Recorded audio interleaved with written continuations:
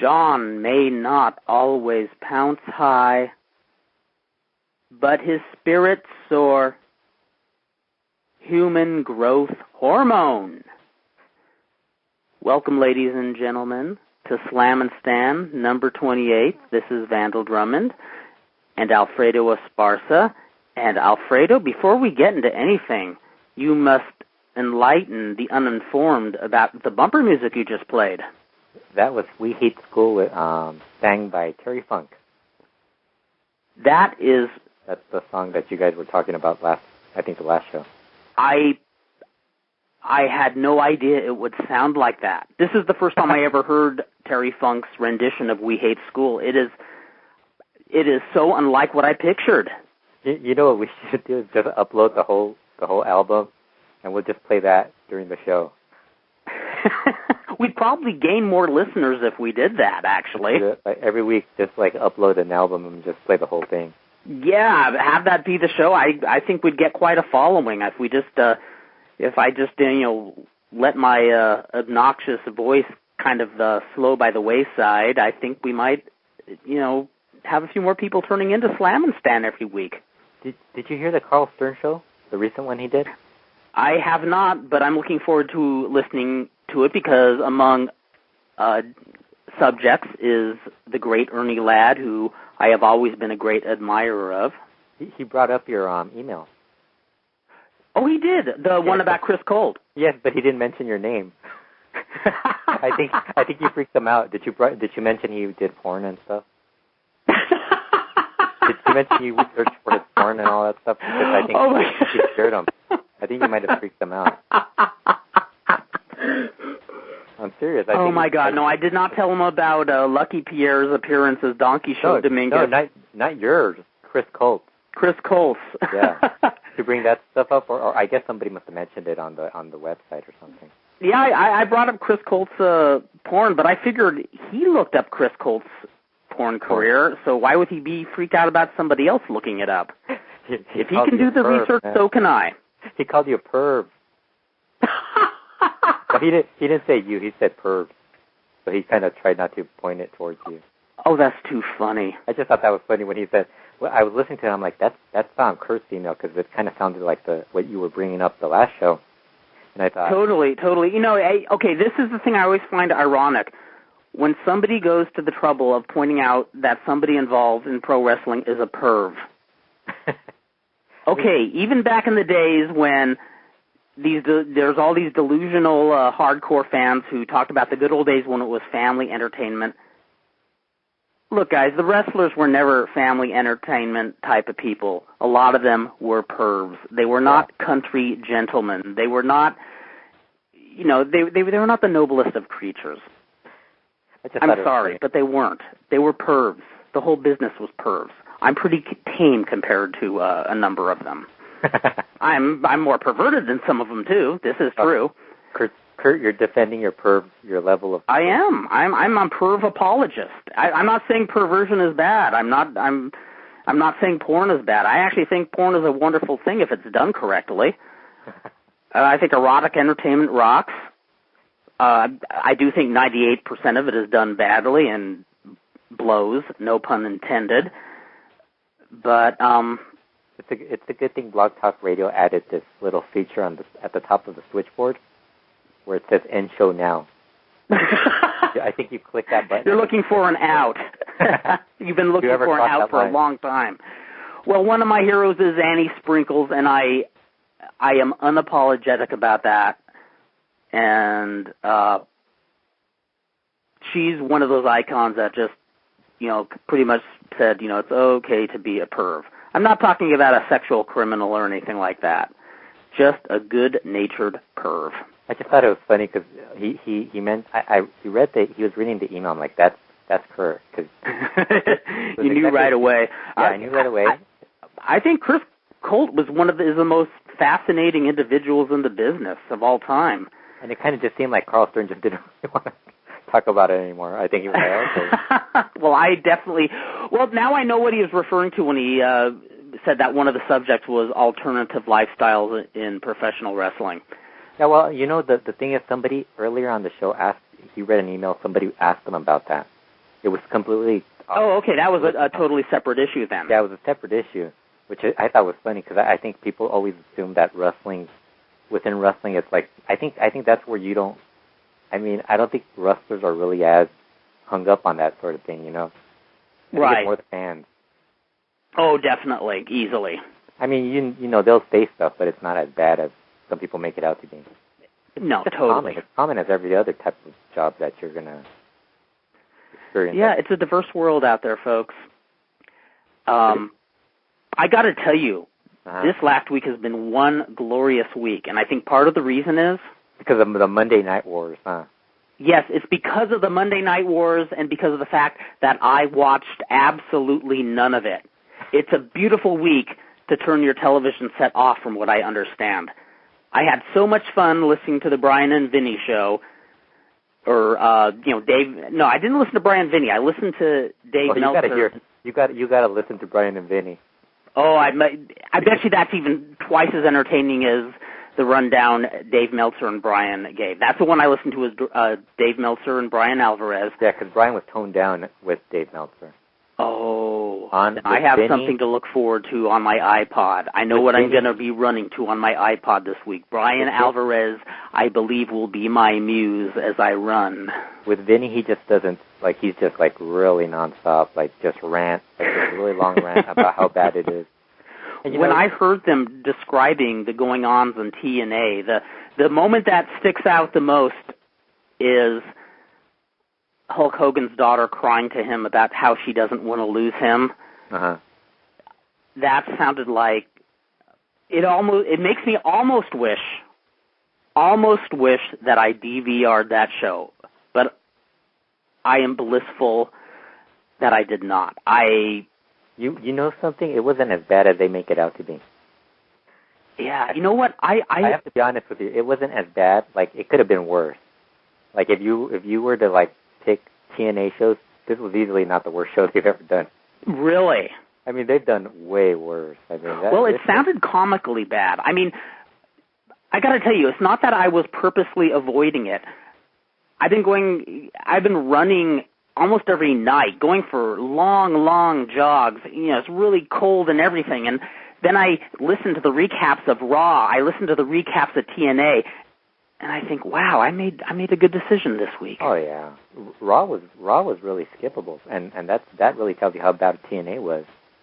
Where Raw was exactly, really and Raw still kicked their ass in the ratings. It's amazing. The opening segment was pretty good. Then the rest of it just kept going downhill with Chris Angel and all that stuff. It's like, oh God, seriously, I'm gonna skip this.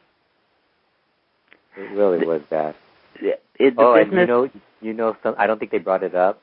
But RVD's theme music, guess what it was? RVD, yeah. The whole fucking show? Yeah. RVD, the whole fucking show? Yeah, so everybody online's that song was really, everybody's assuming it was done by TNA. I'm like, and the first thing I thought, no, that's the same song used at PWG. The only difference is with TNA, they kind of beeped out the fucking and all that stuff. And then you couldn't really hear it. The fans yelling. But the fans should be thankful that match was only 9 seconds long, so they wouldn't have to hear that song again. That is astounding. One that they would use a theme song with less than 10 words, and you have to bleep out one of those words. Yeah. Yeah, and the worst. I think the worst thing was just the way that they really, in one night, they pretty much just ended Rob Van Dam's run in TNA. He could probably just stop showing up, and it's pretty much over, because it makes no sense to keep him on the show, on their roster now. Yeah, wow. I never know what to say. TNA, when I was younger, it was Mike LaBelle in LA was the promoter, and it was a much lower budget version of TNA. Sometimes the TV was so horrible that you swore that Mike LaBelle was purposely trying to sink his own promotion. Uh-huh. It was so repetitive. I'm not talking the early 70s. The early LaBelle 80s. Promotions was great, but toward the late 70s, early 80s, you swore he was trying to sabotage.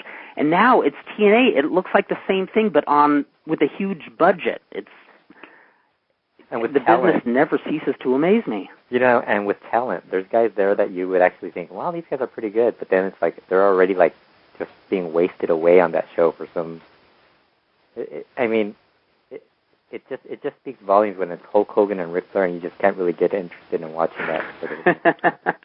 When you're hyping their return, and that doesn't draw ratings, but they fail to hype RVD and Jeff Hardy. Oh, Jeff Hardy's probably going to be in jail by next week. This is true, but No if point. they wanted to get ratings for that initial, opening night of the Monday Night Wars, you think they would hype him, even if just for a pop. I mean, if it's ratings they want, yeah, he like as Brian said, he might end up in the clink. Yeah, the thing I don't get is why did they turn Sting again?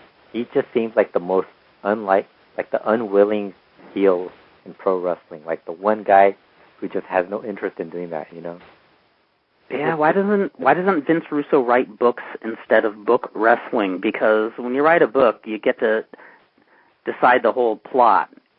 With wrestling, you have fans who are watching, and they might not like what you're doing. And Sting seems like the ultimate example of a wrestler the fans do not want to dislike.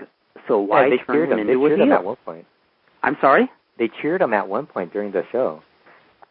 Like, against Rob Van Dam, they actually cheered him, like, briefly, and then all of a sudden they were, like, I think they were shocked that Rob Van Dam was there. Well, they weren't shocked because they brought it up, like, they already knew ahead of time with the 420 reference. Pro wrestling, ladies and gentlemen, if you're not watching it, you're not missing much. That's what I gotta tell you. I did see something glorious this past weekend. Oh, what? I took a road trip with Broadway Danny Wolf up to San Francisco Sparrow to go? Kezar Pavilion. Did Sparrow go? Gary Sparrow went. He was asleep in the back seat most of the way. So, yes, I spent the weekend with Broadway Danny Wolf and Gary Sparrow. And I want to give a huge thanks to Danny Wolf, who is just an awesome all-around guy. Showed me all around San Francisco. The first night we were there, we went to Chinatown to this little hole-in-the-wall restaurant that has some damn good food. We got to dine with Georgia Haas, Megan Martinez, and several other of the skaters. The next morning, we went to Fisherman's Wharf, Danny, Sparrow, and I, and then Haight-Ashbury, which is right near Kezar Pavilion, which people who know me know that was the highlight of the trip. I dug checking out all the stores. Had not shopped Haight-Ashbury since 1995. A lot of fun, though the Haight is a bit, how would I say, slightly more homogenized than it used to be. The shop, I don't know if I'm just remembering it with rose-colored glasses, but when I last shopped there were a lot more very individualized stores. When you go to a lot of the different gimmick stores, you see tons of T-shirts that are either the same Haight-Ashbury T-shirts or Grateful Dead T-shirts. They were cool looking, don't get me wrong, but it's more kind of like a gift store alley of sorts. Where when I went in 95, it seemed like there were a lot more individual shop owners that were hawking their own wares, including a really cool line of psychedelic Andre the Giant T-shirts back then. One which was a doctored photo of Andre with a Jimi Hendrix afro, advertising him at the Fillmore along with his manager, Bobby Heenan. That was the coolest thing I ever picked up in Haight-Ashbury. But it's still a really bitchin' place to roam. You can't go more than 4 or 5 stores without one of the stores being a smoke shop. Plenty of iolites for those of you who want to try vaporizing and all that good stuff. It's it's a hippie's gift shop, one big, or hippie wannabe gift shop. Most interesting thing we saw was at Fisherman's Wharf. There was this shaggy-haired guy who was probably in his early 20s with a sign saying, "Please adopt me, I will be your pet hippie." So if I ever win that lottery, the lottery that I never play, maybe I'll do something amusing like that and adopt a hippie. You didn't adopt them? Come on, Kurt, you got money. Yeah, but not much. You have money. Yeah, you got it all stashed. Like, you have it invested in eBay and all that. I have it invested in, man. You have it invested in all these businesses that crashed. That's what would probably happen if I tried investing money, so I'll leave that to Elena. I think she's got the brains in the family. And you'll use your money to adopt hippies. Exactly. I'll adopt hippies. I'm the one with delusional artistic visions, one who mistakenly thinks that he has this artistic notion, one who thinks he's brilliant. I'm not, but I think I am. In fact, I know I am. I could imagine you, like, roaming the streets with, like, your own little entourage of hippies. Like, if I could swing that, boy. If I could have my own entourage of hippies, I wonder if that would go to my head. I wonder if I would become sort of megalomaniac or something. I can imagine just you showing up at different, like, events and just having, like, a bunch of hippies with you. Oh, that would be so bitchin'. If I could make a career out of that, I would do that now. Yeah. If there was money in that. PWG shows with a bunch of hippies, just have them, like, sit around. Well, there's an idea. Maybe I should put a little PayPal donation logo up on StanTheEmbryo.com and have people send me their personal gifts. If enough people send me personal gifts under $10,000, which I learned from the late, great Dr. Gene Scott, the crazy religious scholar, if it's under $10,000, it's non-taxable, so I could live my dream and have a whole harem of hippies. Yeah. And there's an idea. So maybe I'll think about putting up that PayPal logo and see if there's enough people foolish enough to give me their money. I don't want to earn it. I want them to give it to me. That's what I want. But the purpose of the trip was the roller derby at Kezar Pavilion, which was a wonderful experience. Now, the two of us, you and I have gone to roller derby here in Pomona, courtesy of Danny Wolf also. Uh-huh. And what was really cool about seeing the roller derby up in San Francisco was there's still quite a historical legacy of roller derby up there. When you and I go to the Pomona Fairgrounds, they, considering there's like almost no advertising, it's amazing that they draw several hundred people. Yeah. Well, it's a little over 1,000, I think. What's that? It's over 1,000. Do you think it's over 1,000 there? The last show was at least a little. Yeah, that was a pretty healthy crowd, come to think of it. I don't know how they find out about it, because there's like virtually no publicity. Yeah, and they don't really bring it up either, like on websites. And I don't know. Yes, this is true. There's not a lot of web chat or anything. Not that I visit roller derby websites or anything. Maybe I should search for some. What was fascinating about this show was it was the first time I went to some place where people are still hungry for roller derby, maybe only for the nostalgia factor. I honestly don't know. I haven't, I'm not as familiar with the roller derby scene up there, where up in Northern California, they were raised on Ann Calvello. Down here in Southern California, we had Shirley Hardman. And this place at Kezar Pavilion, and also this was minimal publicity. There was more publicity than they have down here in Southern California. Uh-huh. But up in San Francisco, minimum publicity drew around, I believe the crowd was around 3,300. Wow. The guy definitely made a profit. Not only was it a nearly sold-out Kezar Pavilion, but this was a hot crowd. This crowd popped for the roller derby big time.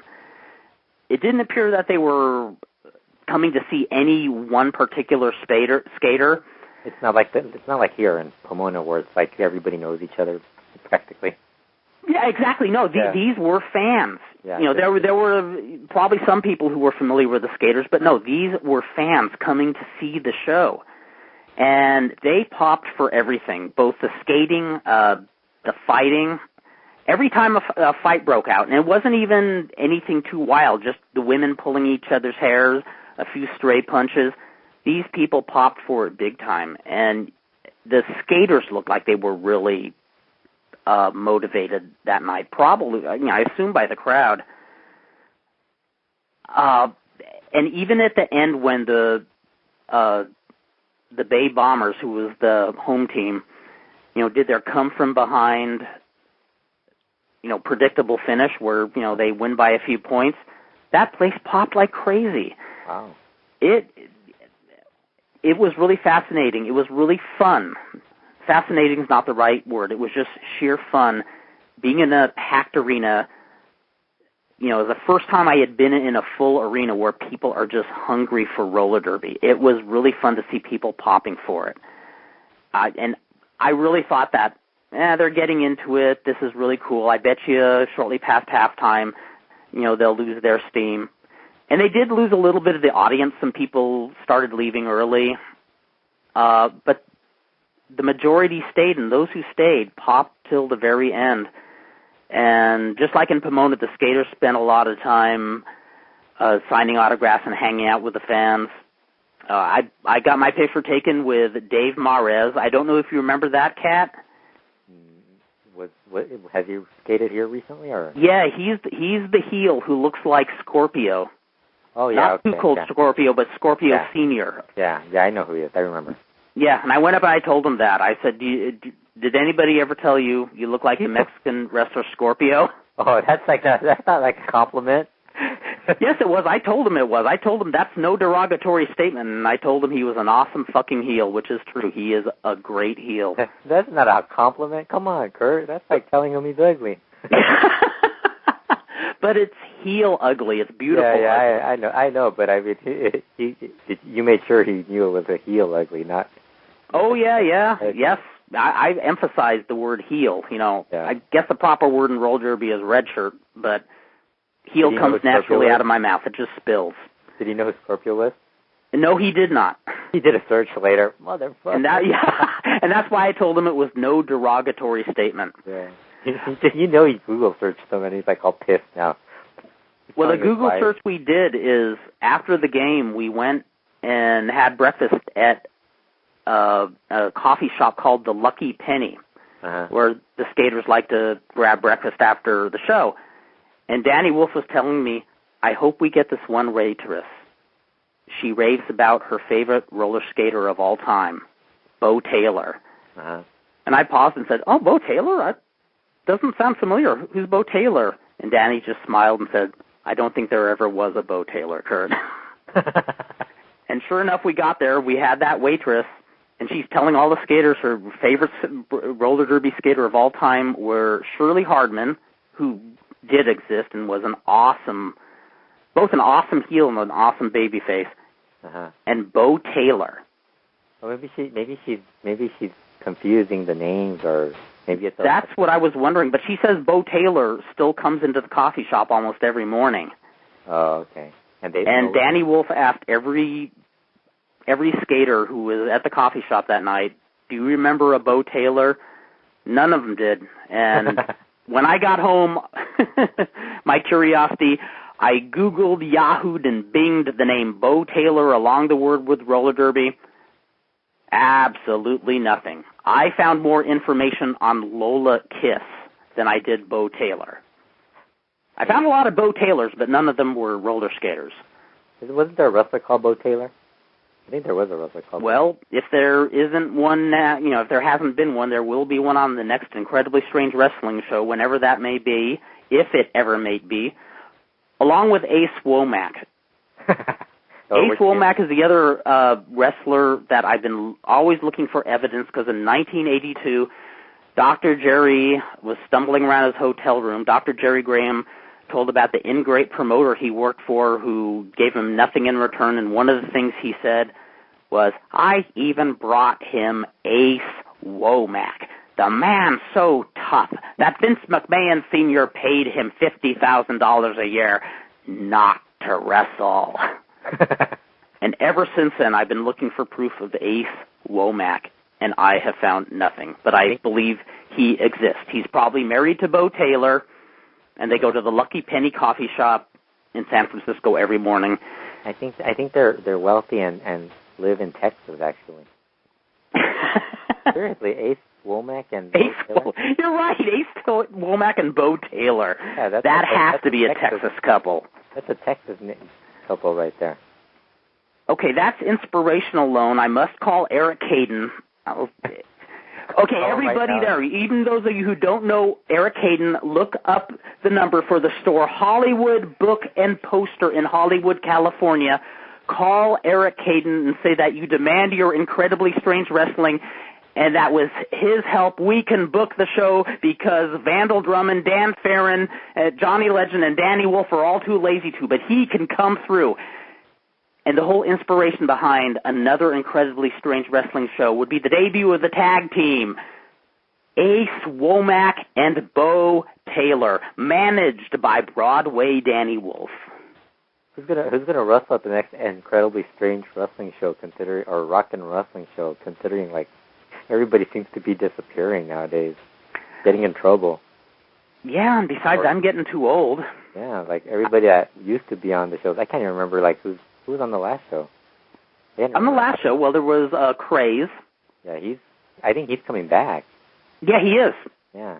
Which is awesome. He's a great guy, and I think he's a good worker. He's one of those few good workers who doesn't feel he has to go overboard. And I'm trying to think who else we're thinking of. My last match was Incredibly Strange 2 years ago, as was Physico's. And I'm probably getting too old to get back in the ring. You're never too old to wrestle. Look at Mil Mascaras. This is true. Around, and I'm probably a little bit more mature than Mil Mascaras, come to think of it. But Mil Mascaras is way more physically fit. Oh, he's way more physically fit. I'm talking about maturity. Oh, no. He's mature beyond your years. Is he wise? He's so mature, he's immature now. He's going into his second childhood, ladies and gentlemen. Actually, he's the Benjamin Button of Lucha Libre. He's the which? The Benjamin Button of Lucha Libre. He's getting younger. In 20 more years, he's going to be a mini. Yeah. He'll be a Mascarita Dorada. That's inspiring. Okay. He could be Mascarita Dorada's main rival now that he... Oh, that would be sweet. Okay, Ace Womack and Bo Taylor versus Vandal Drummond and Physico Nuclear. Then Mini Mil Mascaras. Who will we have him wrestle in Incredibly Strange Wrestling? I think Mascarita Dorada might be booked. You know, have you ever thought of... You should book him. Mascarita Dorada for Rock and Roll. You know, you guys can work for free and just book him and pay him. I'd be up for that. He'd be the best worker ever on those shows. He would. Actually, you know what? I would work for him personally. I would put him over so huge. He lives in Los Angeles. You know that, right? No, I didn't know that. Yeah, I just found that out. Oh, wow. I wonder how much he charges. It would sure beat all the promoters who... He's independent now. You did Sweet. You know that? He got in trouble for being working a Santo show. I did not know that. See how out of the loop I am? Yeah, we were going to talk about Mascarita Dorada. That's why I noticed how Dorada. So he's been working indie show. Now, how did this trouble come about? He worked the Hijo del Santo show in, I think it was Belgium. And I guess CML, what he's saying is that they mutually agreed to split. You know, that is that like Spanish for saying we've been future endeavored? Yeah, but I think it's the nowadays all the CMLL guys are kind of getting the hint where if you leave CMLL, you leave in good terms, where you're like, hey, they were great to me, they treated me well. Because I noticed Black Warrior did the exact same thing. Like everybody's doing that now, and Zumbido, Olympico, everybody's just like you know, the guys who just left. The last couple of years are now talking about, being really political now. Wow, well, I guess they want to be assured that they might have a job in a few years if something doesn't work out. Well, he went to Perro del Mar. He just signed. He agreed to go work for them, but he's still an independent. Now, something I did read recently is Perros del Mal actually do have some sort of a TV gig now. Yeah, they're on TVC Deportes. Have you seen their show? Yeah, it's pretty good. Kind of low rent though, but you know, what do you expect? It's wrestling. Yeah, well, and especially the matches aren't like the undercard matches. Like they'll have a good undercard match every once in a while, but then like the main events always end in DQs or run-ins. Man, if you're doing that on TV and trying to draw people in, Not quite appetizing. Not quite going to bring the peso into the box office, I think. No. Well, I mean, the DQ stuff is really just like their way of nobody jobbing, and it's not. That's just like the wrong way of. If you ever notice, nobody attends shows because of that, and then they switch over to like lowering their prices and stuff, and that doesn't work either. So it just keeps screwing everybody else out. I think the bottom line, you have to give people something they really want to see. Yeah, and then they start teasing all those masks and hair matches, and nobody ever does them. So, and after a while, if you whet people's appetite and don't deliver. Yeah, and so Mascarita Dorada quit. So of course everybody's upset. Everybody's upset because he's leaving CMLL, which pretty much he was the mini division,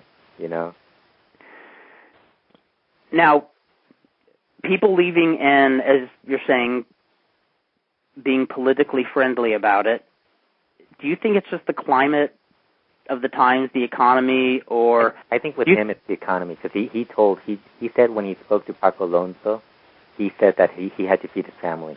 And I think what's going on is he's making more money out of not working in Mexico. Like, when he works those indie shows like Lucha Vaboom and Chikara, I think he's probably getting paid more there. Even if it's like $100, it's probably more than he gets in CMLL because of the peso being so... I would say I know it's really difficult to make a decent living independently as a luchador. Plus, he does TV too. Remember, he does a lot. He does local TV here in LA. Mm-hmm. He does TV. Yeah. Well, what I'm saying, I wonder if it's difficult, but I wonder if it's possible. I know a lot of guys it doesn't work out, but I'm wondering. I think the top guys they do. Mm-hmm. I think the top guys, they more or less kind of do. But if you're not Perro Aguayo Jr., I think you're probably struggling, or you're like hoping people will book you. Yes. And then you overprice yourself and like wonder why people aren't booking you. Yes. So like there's certain guys. Oh, did you hear? Did we talk about the Intocable feud with Brazo de Plata? Did we talk about that last week or like 2 weeks ago? No, we didn't. Are we talking Brazo de Plata's phone call? Yeah, that. Oh, fill the people in on this one. So apparently Intocable has been helping. The story came out that he said that he was helping Brazo de Plata's wife with money, like just because he considers her, he thinks of her as a mother. But when Brazo de Plata heard about it, he kind of Intocable said that he was upset. Brazo de Plata was upset with him because he felt that he was making, putting the moves on his wife. So this whole thing, like, Dr. Lucha brought it up on the Figure 4 Daily Show that he does with Brian. And, but they only talked about that, while online, on the Boxy Lucha message board, some relative of Brazo de Plata just started ranting and just like called Intocable a faggot and all this stuff. Oh no! Like really insulting, and but nobody brought that up. And I thought, I mean, I don't know what's going on between those guys, but I think Intocable just, I don't know. I mean, he just opens his mouth a lot. Like he has a habit of like really bringing up stuff. Like if you're helping somebody, the worst thing you could do is like bring it up publicly with the media. Publicly, and especially, with the mass communication made possible by the internet today, it's a whole different ballgame. You wonder how many wrestlers did silly things like this many, many years ago, but you make a few cantankerous phone calls and it gets no further than dressing room gossip, where now if you have relatives posting stuff on message boards, everybody knows. Just wait till they all get Twitter and stuff. Everyone's going to be feuding over, like, I can't believe, like, the little things you write on Twitter, and all of a sudden they're all like, oh my God, this guy just called me out and shit, Like, they should have wrestlers from the WWE do like an Alcoholics Anonymous type of gathering, warning the Mexican wrestlers on the danger of Twitter, The dangers of instant messaging, Twitter, posting on message boards. It's like Ricky Marvin used to post on the Boxy Lucha board, and somebody brought up the whole story about Negro Casas, and he took great offense over it. Really? He threatened legal. It got to the point where he like kind of demanded the guy apologize. Wow, that got. I think I don't know if they took it down or anything, but they kind of backed down out of it. Stuff that we say in in English, you wouldn't see, you really could get in trouble. Like, I mean, it's totally different when we do it as opposed to when they do it. You know, that's why I've never said anything completely bad about somebody, like, online.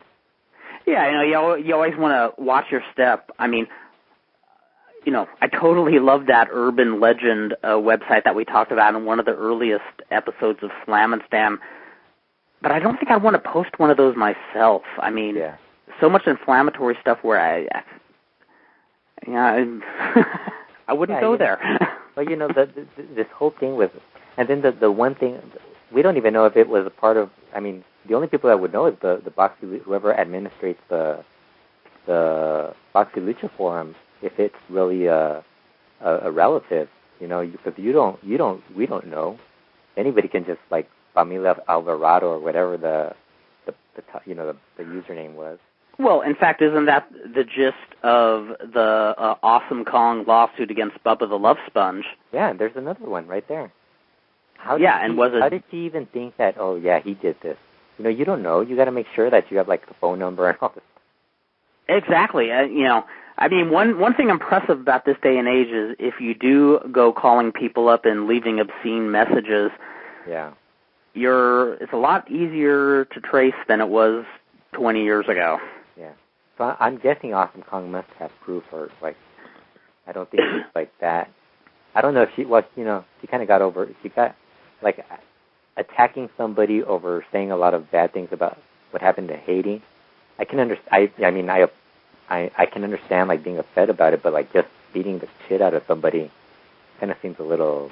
Yeah, that was extreme. I mean, although I've never heard of an attack. You know, whenever I hear of an inappropriate assault in pro wrestling, I usually hear about, like, how they shouldn't have gone there, they shouldn't have done it. But I've heard so many people say, yeah, I think it was cool she punched Bubba. Yeah. I know nothing about Bubba the Love Sponge. I mean, I've heard Bubba the Love Sponge, and that's the only reason I would say, yeah, you know, I found, but, you know, like, if you think about it seriously, like, if you're not really thinking of your dislike towards Bubba, you'd be like, yeah, you know, she probably shouldn't have done that. You know. I guess he's rubbed a lot of people the wrong way. The only thing I've ever seen of Bubba the Love Sponge was the January 4th appearance on TNA, and I just thought, what the hell are they doing? Like, maybe this. And you know, that's the bad thing about TNA. They let Awesome Kong go, and who's on TNA now? Bubba the Love Sponge. He was on this show. I do not get it. I do not understand it. I mean, when I was watching that segment, I thought, okay, here's somebody supposed to sell an attack angle here, but instead he's just putting himself over. He's the focal point. Yeah, well, wait a minute, this is TNA. Why am I even trying to figure this one out? You should go in a long rant about, like and then these fuckers, what are they doing? But instead of doing the long rant, again, I'm going to thank people like Vinny, Brian, Dave Meltzer, everybody who watches TNA, everybody who watches every episode of Raw, SmackDown, NXT, thanking them so I can do other fun things like, you know, read naughty old novels by Jacqueline Suzanne or go running. You know, I'm running almost every night. I thought I was running from my demons, but do demons usually have, like, you know, really, you know, big metal style hair and, you know, dark lipstick and, you know, psychedelic clothes? They actually do not. Oh, do they? Because okay, then I am running from my demons, because I just get out and I run and I look over my shoulder and she keeps coming at me, whoever she is. They wear suits, actually. Oh, then this isn't a demon then. They wear suits and have crew cuts. Oh, definitely not a demon. Suits and a crew cut. Is that one of the characters on Big Love, I think? Something like that. I think it is. Would it have one of those guys looking like that? Yeah, there's one character who works with Bill Paxton in the show who's like this heavy-set dude with a buzz. It's a buzz cut that looks like he spent several $100s on. It looks like a designer buzz cut. And he looks like one of those scary people that, you know, you don't take candy from if you're a child. It's like the Michael Douglas character. Did you ever see that movie with Michael Douglas? I can't remember the name of it, but where he just snaps all of a sudden. Falling Down. Yeah, that. I thought that was such an underrated movie. I really liked it. It was that was a great flick. Michael Douglas, early 90s, I can't remember exactly what year. Yeah, about a guy who just a button-up type of guy who just snaps one day and just goes on this crazy rampage. I think it was in the San Francisco area, or was it here in Southern California? It was California, I know. Yeah. But I mean, it was just so funny, like to think when you're watching that, like back then it was like something new, and then like years later you just start hearing all these stories about guys going nuts over like the little things, like people owing them money or getting fired. Well, no, that's not a little thing, but Yeah, you do hear about a lot more office shoot-'em-ups and the office shootings. Haven't heard any postal stories for a while. Knock on wood. Yeah. Or any school shootings too. Yeah, those are the ones that really disturb me. Those really freak me out above all of them. We've been hearing too much about these guys stalking on MySpace. That one wrestler. That one wrestler who got, I guess was he arrested, or I think he is arrested. I believe he was arrested. We're talking about Chippy Sanchez, real name Matthew Castaneda. I didn't realize that. I guess he was previously convicted on some sort of. Yeah, apparently he was a known he was a criminal. Yeah, I'm trying to remember. Was he convicted before on domestic abuse? I don't know, but they just said there was a lot of stuff that he had done prior to that. Like I read the second report where Bob Arnett's quoted. Did you read that one? This was okay. Was this the posting where they claimed that Martin Maring had sent a letter to the, I can't remember what it was to the Orange County Weekly. Yeah, to one of those like little weeklies, and apparently like it wasn't Martin who sent it, so he Bob Arnett handled was his legal. His legal representative for that, and he was saying that somebody else sent the letter to OC Weekly. So let me ask you, how many legal representatives would use retard? Would use the term retard. Yeah, ladies and gentlemen, Bob Arnett actually used the term retard. And I'm not like Bob, but I mean, come on, you can't use that term like. Yeah, well, I think that's Bob Arnett. I think he's out to shock. Yeah, but he could have. Yeah, I mean, nowadays it's like the wrong thing, especially like. No, it's true. Yeah, no, it's true. But Bob Arnett is the shock jock of attorneys. But I could understand that. But if he would have done it, like if it was some like really like cheesy like article or something about wrestling, that would have been fine. But like it was about something pretty serious, really. Oh yes, no, this is true. And then like then they start posting a bunch of comments on the bottom. And they're like, oh, okay, this is your typical SoCal wrestling little pain in the butt type of thing. It's interesting because what we were talking about earlier about how there's a lot of people who kind of idealize the wrestlers from the days of old and, the kind of family entertainment that it brought, which never really was in the first place. Uh-huh. I remember in Greg Oliver and Steve Johnson's book, The Heels, they talk about this heel from, I believe, the 30s, called Buddy O'Brien, who I had never heard of before, but it was the one heel that they brought up from that era who just sounded like one bad individual, and he died really young. He got into an altercation with a cop and was shot dead. But when I was reading it said, this sounds, I can't think of a story where a wrestler was shot dead by a cop, but it sounded like the type of story you hear regularly these days. And it made me think, I wonder if that went on all the time back then with people in the wrestling business, but it wasn't this, while people like Strangler Lewis or Jim Londos made some of the papers and the magazines, it was, how do you say,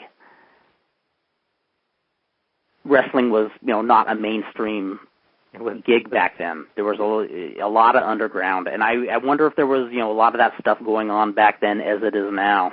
Well, it's like when the Chris Benoit thing happened, I couldn't think of something that big that happened in wrestling. No, I don't actually know. Nothing ever that big happened in wrestling. And I'm sure there's been people who've been horrible in wrestling, who did crappy. Well, the murders and stuff like that, like Brody. Yeah. But I mean, like when you hear certain people talk about the Brody murder, it's not the same. You don't have the same reaction that you had like back then to the invasion. Yeah, when the Brody murder happened, it was like shock. It was like almost for a lot of the smart fans, it was kind of like death of the innocents. Yeah. People weren't. I wouldn't go as far to say people were totally naive about the nature of the business, but that was like really in your face. And I think the Benoit. Who would have ever thought it would have gone as far as the Benoit murder-suicide? Well, the thing with Brody, though, when it happened, like, I think everybody was so, they just looked at it from the Brody side of it.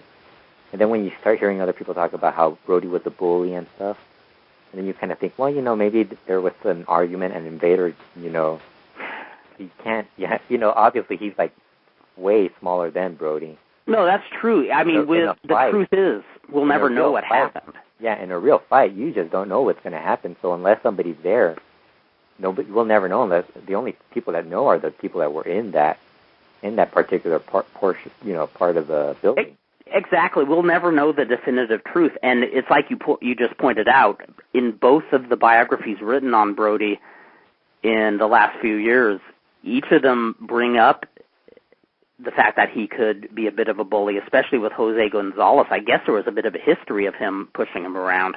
Yeah.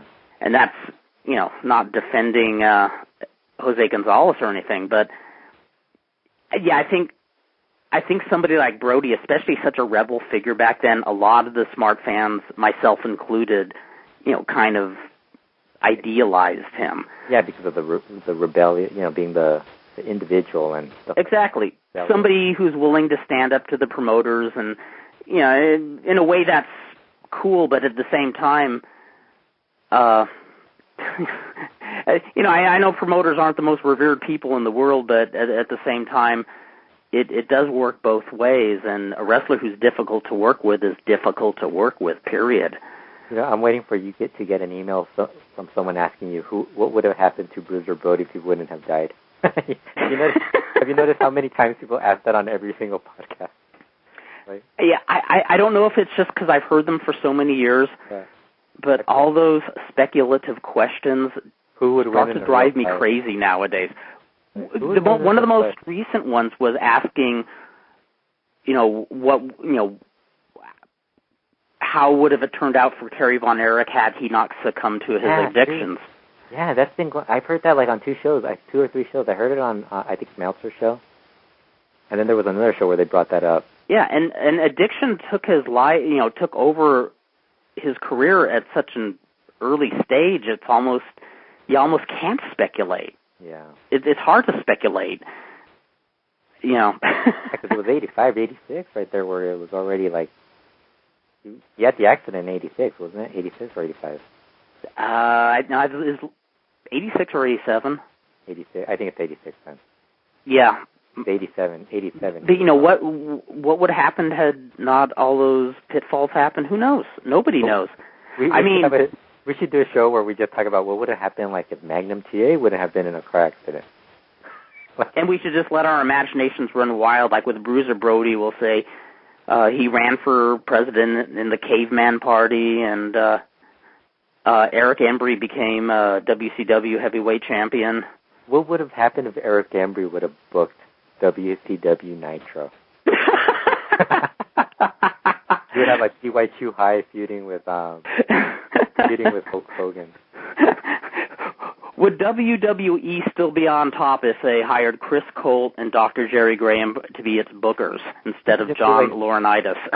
We should just do like a show where we just like come up with what would happen if what if Brian Pillman would have never died? Yes, exactly. Or remember, you had mentioned that we got some emails asking how would we book AAA? Yeah. Like the AAA, Gareth A. Titane show. We wouldn't bring in Mr. Kennedy and Hernandez, that's for sure. Yeah, exactly. Yeah, the first thing I would do is I'd let the whole crew go, and I'd hire a whole new crew of wrestlers and create gimmicks for them, because I would have a whole different vision for what wrestling should be. And my vision would be somewhere across between La Cage aux Folles and Titanes and El Ring and a porn flick and a zombie flick and a baseball game where the picture is Lince Comes. Oh, God. That's what my AAA show would be like. I would get rid of the entire crew, except for Pimpinela Escarlata, Gato Eveready, and Conan, of course. You'd keep Conan. Oh, my God. Yeah, I'd keep Conan. Yeah, definitely keep Conan. You just want to keep him because he's your friend. Yeah, he was always very nice to me. So yeah, I wouldn't fire him. I would fire him. I think he said on one of Brian Alvarez's shows late something about how loyalty means nothing in the business, but I think the loyalty means a lot. You always give a job to your friend. You just don't give it to him if your friend is somebody like Brutus Beefcake. No, you give him a job. You just don't let them wrestle. He hasn't even hired you to like work in L.A., man. Come on. Oh, I know. No, he probably wouldn't hire me to cut his lawn. But no, he was always nice to me. So I would fire him. I would fire everybody. I wouldn't hire you either. Well, then you're much wiser than I thought you were. I'm so angry. I wouldn't hire you. I'd hire Dr. Lucha and have him book Rouge. I'd hire Dr. Lucha too. I'd hire Dr. Lucha and have him book Rouge the whole time. Yes. There you go. See, you've got the mind of an artist. I would have backstage scenes with Rouge and Dr. Lucha doing fantasy baseball updates. It would be sweet. It would have and it would have nothing to do with ratings, pay-per-views, box office gates. It would be just one big performance art project if I got a hold of a wrestling booking office. It would be a nightmare for the financiers. A dream for performance artists everywhere. Hey, Kurt, stop. We got a caller with 6 minutes left on the show. Oh, you have two callers. Oh, you got two callers. You have two callers. We have two callers, one of whom is a doctor in luchology, one of only two people who have a doctorate in luchology. Dr. Steve Sims, what's up? And back in my college days, I had a doctor of drinkology as well. And we have decided we are going to come up with the official Slammin Stan drinking game. Oh. Every time certain phrases are mentioned, it's time to take another drink. Now, one of them... Dr. Jerry Graham is the first one on the list. We said it at both the same time. That is bitchin'. And since we said it at both the same time, the mention of Dr. Jerry Graham requires 2 drinks. And coming up behind in a rapid fashion these days is Chris Colt. Yes. Oh my God! If the two of them got together, this world would never be the same. That is one thing I could predict. And where's Tim? We also have Titanes in a ring. Arena Perro Aguado. La Momia. You can take it from here. Someone who's listening in can probably come up with official rules and official quantities of drinks that have to be taken for each time something is mentioned. Now, did I understand correctly that we have a duo of callers? You do, but we only have one phone, so I have to kind of transfer it off. Have to pass it back and forth. In a manner of speaking. I'm with the legendary Odessasteps in Phoenix, Arizona, and he has been kind enough to bring for his reading pleasure and mine during the journey some classic Lucha Libre comics from Jaime Hernandez. Oh, the Love and Rocket scene.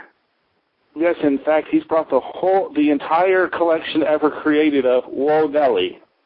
Wow. Which was a ladies luchadoras.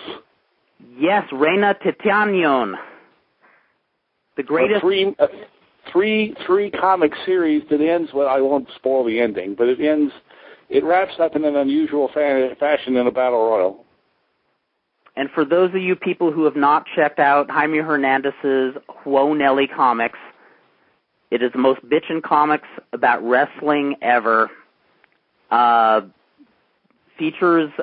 What is the name of the American woman who has the wrestling school? Is it Vicky Glory? I don't know the answer to that. He can't hear you.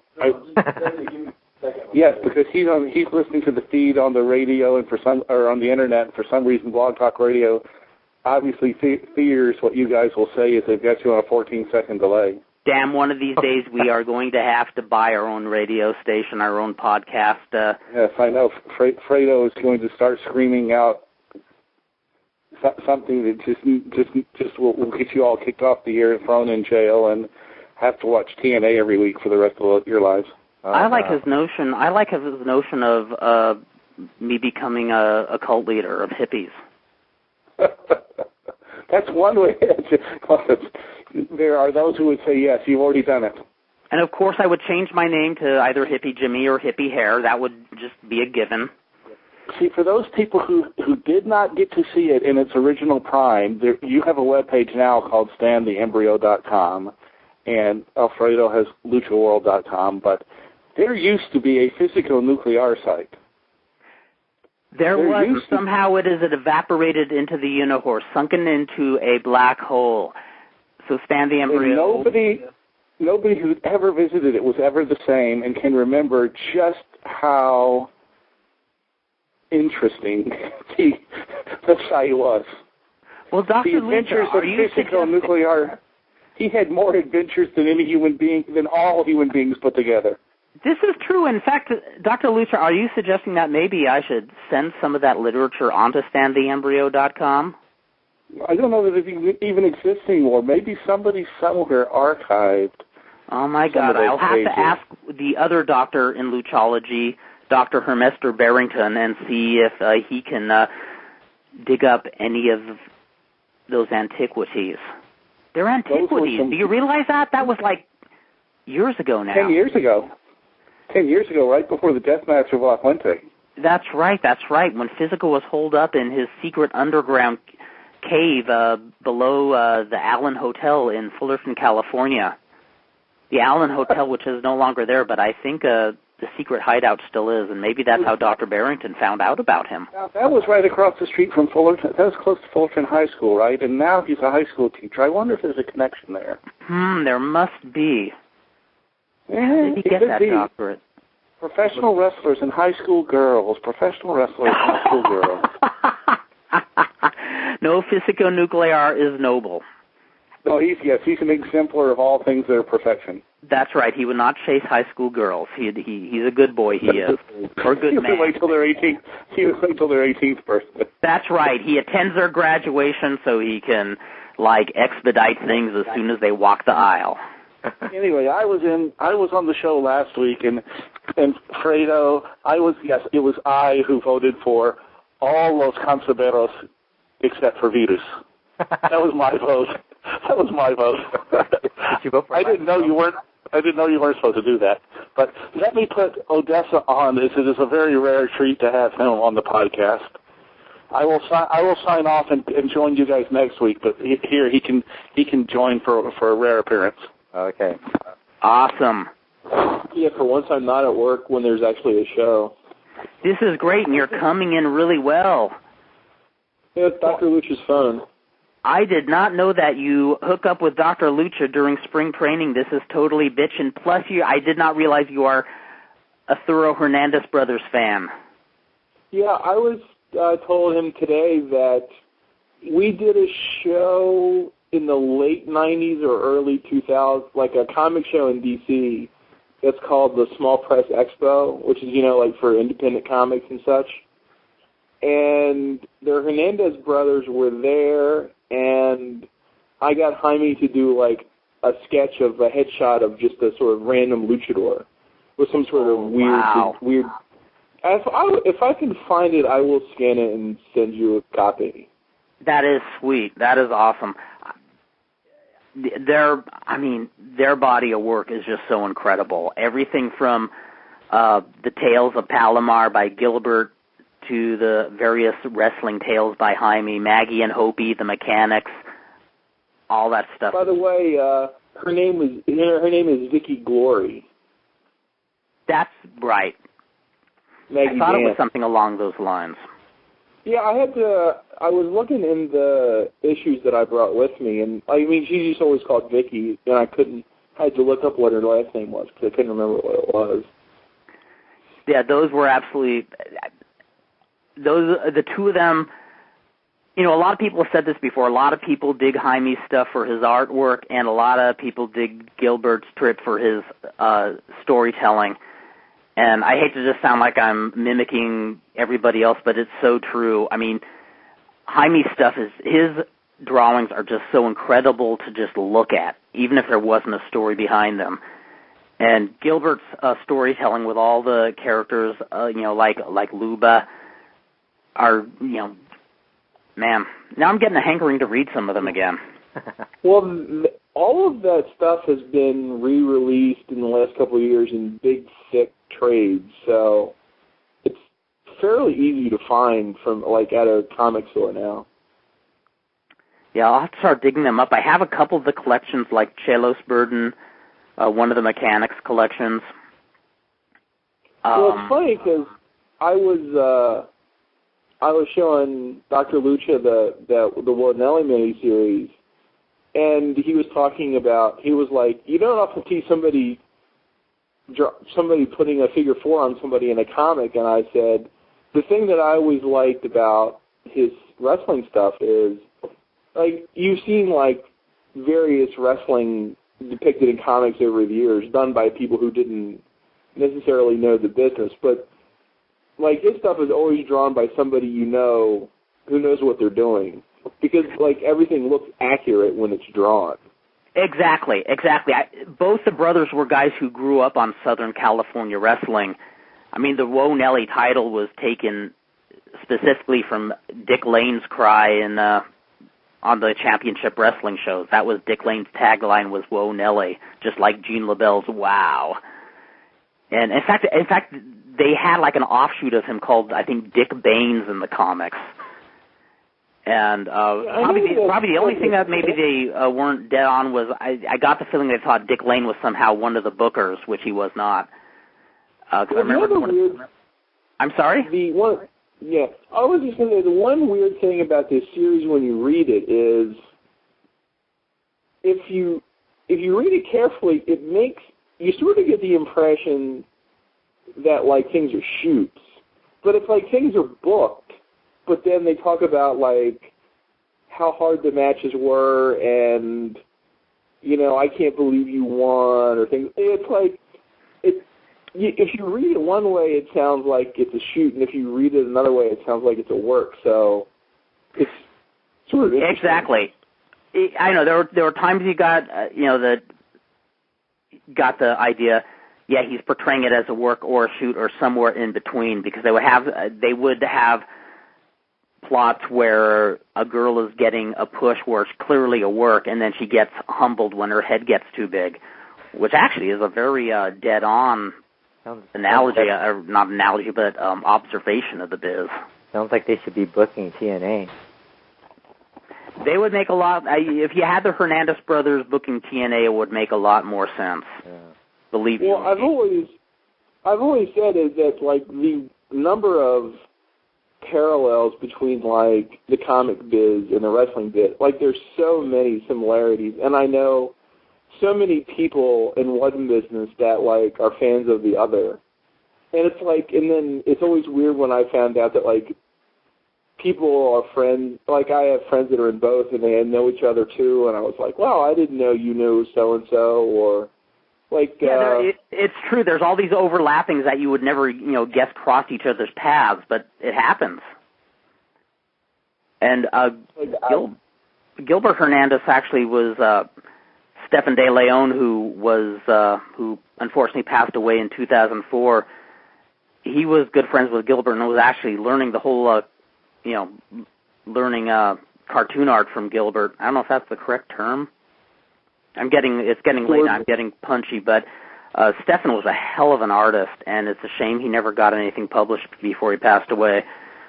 But well, it's really funny. I was telling Steve today that. Like, in, like, maybe, like, the last decade, I mean, after Love and Rockets, but the number of like Lucha comics or Lucha related comics, there's probably at least a half a dozen, if not more.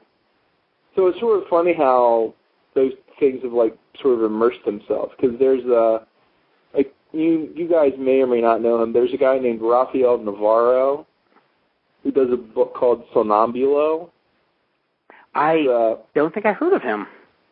Kurt, this is so up your alley. It's a retired luchador who becomes a private eye, and then ends up fighting like vampires and werewolves and things like that. It's called Sonambulo? Yeah. Oh my God, I got to check this out. I'm writing it down as I speak. Raphael did the cover, the second issue of my magazine. He did, and it's like a mock fight between Sonambulo and my character, Dr. Alchemia. Okay, so, cool. That is sweet. Yeah, I will look up some stuff and I will email it to you after the show. That'd be great. Yeah, and there has been a lot of lucha libre, obviously, in pop culture in the last 10 years, and I actually thought both the Hernandez brothers were a little bit ahead of the curve. I think they started, I'm totally spacing on when they actually started publishing their comics. I think it was the early 80s. Yeah, the early 80s. And, by the mid to late 80s, wrestling, especially with Jaime, wrestling was a huge part, of his tales. And I don't know, I always thought he got the whole aura dead on, especially for that era. And I assume that you saw the comic he did about Keith Franks morphing into Adrian Adonis? Yeah. That was Gilbert Hernandez who for anybody who hasn't seen this Love and Rockets comics, there's a really great panel where Gilbert Hernandez, he was dating his wife Carol at the time, and they went to a WWF show at the LA Sports Arena, and Adrian Adonis was on the show. And what was amazing about this comic was it was true story about Adrian Adonis just being way too wrecked, should not have been in the ring, should not have even been in the arena, and was just giving everybody and their brother shit all night long. And Gilbert and Carol were two of the recipients of Adrian Adonis's wrath. They saw him in a phone booth, and if you've been to the LA Sports Arena, you'll see they have these ancient, gigantic wooden phone booths. And I guess Adrian Adonis was making a phone call. What what cracks me up about it is I was not there that night, but I knew 5 or 6 different people who were at the show the night this took place, and every one of them remembers Adonis, not for his match against Billy Anderson that night, but just for flipping out, not in the dressing room, but all over the arena. And if I remember correctly, I think Chief Jay Strongbow finally had to hustle him back into the dressing room. Yep. But in this comic, Gilbert portrays Adonis as just kind of acting strange on the telephone when somebody else I knew who was there said that he was actually beating the hell out of the telephone booth and cussing out the operator. I guess he couldn't get a call through or something. And then Carol, I guess, went up to take a photo of him. Carol's a photographer. And Adonis just gave both her and Gilbert shit. And, poor Gilbert, here he is with his girlfriend, and you have this guy who could just clean your clock, and you can't do anything about it. You just have to back down. He could run. Well, a quick Google search says that was in issue 16 of Love and Rockets. Oh, okay. That's what turned me on to Love and Rockets, is I was just tooling around to kill some time in a comic book store in Fullerton, and I kind of remember what the cover was of Love and Rockets, but I just thought, oh, this was kind of fun, and I came across this comic and became a huge fan ever since. And what was it? Oh, it was Johnny Legend and Eric Hayden's first Hollywood heavyweight wrestling show, where I actually met the Hernandez brothers first time I had seen them, and we got to know Gilbert and Carol fairly well. And where was I going with this? You were going to ask them about baseball.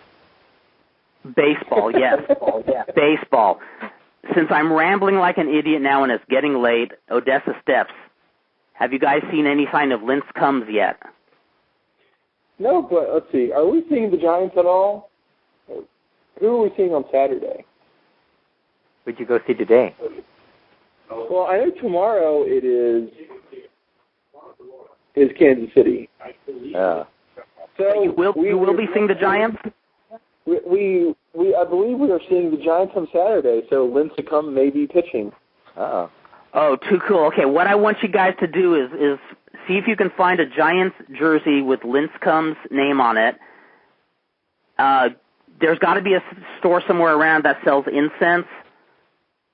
Also, we need to get some flowers and just place it outside the stadium and burn the incense.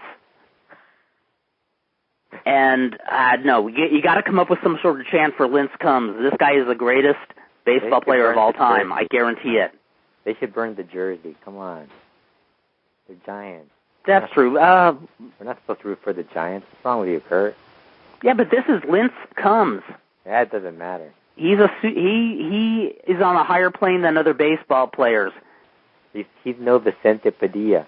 He sparks the owl and wins a Cy Young Award. This guy is on a higher plane. This guy is on a higher plane of reality than any one of us. A higher plane of surreality, I tell you.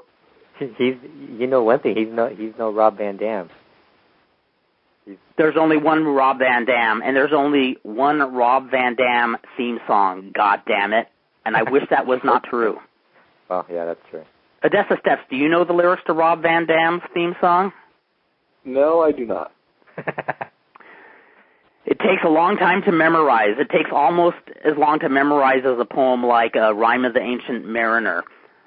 It goes like this. It goes, RVD, the whole fucking show. And then repeat that over and over again. And then they find words that rhyme with Van Daminator. Yes. The whole point is to come up with words that rhyme with Van Daminator. Yes. That's almost as difficult as finding words to rhyme with Wrestlelicious. Yeah. Which I have not seen yet. Okay, Fredo, Odessa, have you guys seen Wrestlelicious? Tell us about it. Well, I agree. I almost agree with what Brian said last week. It's glow for the 21st century. I mean, when you aspire your comedy to be the level of Hee Haw, that blew my mind. That blew my mind. Yeah, I remember Hee Haw very clearly. I had relatives who watched it. These relatives were wonderful people, but Hee Haw was like a nightmare. I mean, do they still rerun those like on one of the country stations? They probably do. Probably on one of those. Let's put it this way. I would choose old Lawrence Welk reruns over Hee Haw. They rerun Lawrence Welk too, I think. Yes, they do. Yeah. But would you choose either of those over TNA? I think I would. Oh, yeah. In a heartbeat. As someone said, the one advantage that Wrestlelicious has over TNA is that Wrestlelicious has a left track.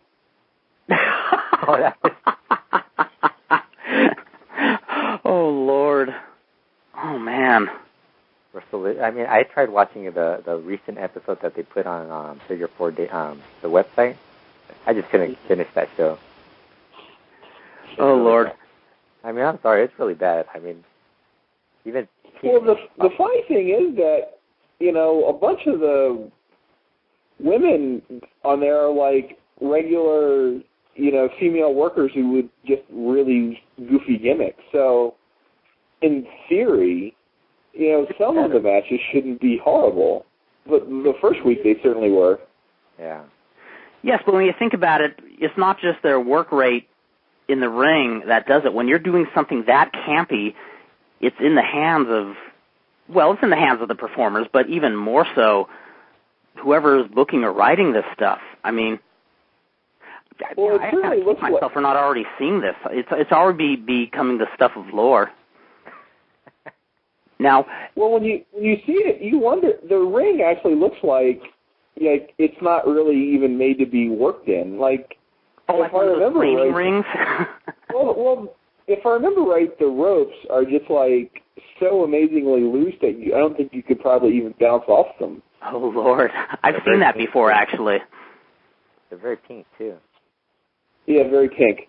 And they look a little like big though. Don't they seem like a little bigger? You can't really see the. I don't know. I just don't like. I mean, these people wasting all their money on wrestling. I don't get it. Do something a little more creative, at least. Well, or at least, well, you know, now that Mascarita Dorada is out, I can actually start my mini promotion. That's right, and I could be the tallest mini you'll ever feature, and the oldest one too. You could be the giant. We could call you Vandal the Giant. Vandal the Giant, and you could wear like a singlet, like Andre. Only pink. I love it. I'm going to have Odessasteps in my corner. Oh, that would be awesome. Well, I guess the question is, if Mascarita, is a free agent, will he go work for the midget promotion that Eric Bischoff started? What free? Oh, the mini promotion. Yeah, whatever they taped a couple weeks ago at the Impact Zone. Yeah, I heard about that, but I don't know. I mean, maybe he will. This business never ceases to fascinate me, but it's for all the wrong reasons. You know what I'm saying? Yeah, very much so. Now, somebody who we have neglected for quite some time on this show, and the reason I bring this up is because Odessa is on the show with us. And Odessa, you probably think I'm like the biggest ingrate, but I cannot find what I did with all those links you sent me of Stalker Ichikawa and other, like, just trip-out gimmicks. And if there's any way you could send me a collection of links again. I will do my best. I will be in your debt, because I know Stalker Ichikawa's career is not exactly, on the rise these days. Well, he's been around a long time, so. Yeah, he has been around a long time, but he's somebody who should not just pass into obscurity. And Odessa, you seem to have the knack for just finding some creative minds in the business and the material that they. I believe I said this the last time I was on that the main reason that I went to that Dragon Gate show in LA a couple of years ago was the chance to see Stalker live. Yeah. It's like they could have had the rest of the Dragon Gate and Tourmon roster there, but. Did you say Stalker? Mike, another drink. Oh yeah, I've been informed that Stalker Ishikawa goes on the list for the drinking game. Okay, that's one. Okay, we're gonna have to get. And tell Dr. Lucha that, along with the drinking game, we're gonna have to somehow work this drinking game into the match that I have with Physico Nuclear, where Steve Sims will try to destroy me with his musical playlist, and I don't even know what songs that he's including on that list that he's, planning on exacting on me. I think he's going to include some RPD songs. Well, I think the amazing thing today when we were at the ballpark is I don't believe the entire time we were there I heard a song that was recorded this century. The first 3 or 4 songs that I remember hearing, let's see, we heard the Talkin' Baseball song, which is, 30 years old. We heard Joltin' Joe DiMaggio. Holy shit. And, not one, but 2 different Blondie songs. Oh, God, Blondie? It's refreshing to know wrestling's not the only thing that's behind the times. Well, we were talking that, I heard somebody making an argument that, baseball's audience is graying and, will basketball pass it for, like, the number 2 sport in the country? And it's like, this just gives you proof that, we heard, I don't even know how many 80s songs I heard today, let alone anything from this. And do you have any idea how old that makes me feel? The 80s still seem like 3 years ago to me. I was an adult in the 80s. I feel so old now. I was a little kid. I wasn't even born. Yeah, I was an adult the first time I heard Kaja Gugu. Oh. And then the next time I heard a Kaja Gugu was when you brought it up, Fredo, in a letter to the Observer. Yeah, I'm just glad Dave didn't edit that out. I'm glad he didn't, because I remember your reference to Kaja Gugu is before I actually met you, but that reference busted me up. Yeah, you must have been like, holy shit, somebody else knows who Kaja Gugu is. Exactly. I was doubled over on that one. That was good stuff. Oh, well, gentlemen, I hate to wrap it up so soon, but as you can tell that I'm getting punchy from, I don't know if it's lack of sleep or just overall exhaustion. It's from listening to RVD songs. Yeah, listening to the RVD song gets me into a nightmarish, hallucinogenic, sleepwalking state, of which I think I've been in all day. I've never quite awakened today. But I want to thank Odessasteps and Dr. Lucha for the late run-in. What was that you said, Fredo? Bix didn't call. Here I wrote a big old thing for him, and he didn't even call. Bix and Stan, where are you? You know what I'll just do? I'll just put Odessasteps there. That's right. He'll be our East Coast correspondent for this week. Okay, along with my match versus Physico with Steve Sims in Physico's corner. Yeah. Odessasteps versus the Bixie Demon. Yeah, there's a new feud. That's coming up, ladies and gentlemen. Isn't wrestling exciting? Odessasteps doesn't even know he's going to be a worker, but now he does. I would say I've worked in the business but never been a worker, so. Oh, well, see, the greatest thing is if you're ever on a show like Incredibly Strange, all you have to do is grab a headlock and do nothing else. You just chase each other in circles, fall on your butt, make the people laugh, you go home. It's beautiful. None of this work ethic bullshit. So, but Odessa, seriously, want to thank you for calling. It's great to hear from you. No problem. Hope to hear from you again soon. Whenever you have the opportunity, we always welcome you on Slammin Stan, and so do our 14 or 15 listeners. 14,000.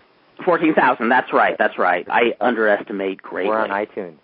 Yeah, that's right, damn it. We're on iTunes, damn it. If people actually, if somebody actually decides to type Stan, they'll show up. Maybe not the first thing, or maybe Slammin, they might search for Slammin. Yeah, well, I can say for Slammin, and they have a relative name. I can say that I actually do have Slammin Stan on my iTunes directory, so yeah, same. I am one of the people to download it. Now suddenly I don't feel so old. If something that I take part in is on somebody's iPod directory, I feel young again. We actually get a lot of listeners. You guys just like to put the show down. You guys in fact, how many do we get? I haven't asked you in a while. Like 1 million. So I get to make a fool out of myself in front of that many people. I don't know. I don't know how many. I mean, yeah. I would assume there's some people listening through iTunes, so they don't count on Blog Talk Radio. Well, that's good, because at least I didn't start rambling nonsensically until after the hour mark, so. Yeah. you can say goodbye now. Okay, I can say goodbye, so. I keep interrupting. Thanks as always to Alfredo, who puts the show together. Thanks to Dr. Lucha Steve Sims. Thanks to Odessasteps. We got some of the coolest Los Hernandez fans out there. See, I can't even say that right. Los Hermanos Hernandez is what I was trying to fucking say. So, until next week, ladies and gentlemen, if you're walking through Southern California and you see a bright light streaking through the sky, can I get through this even correctly? Let's see. It's not a shooting star.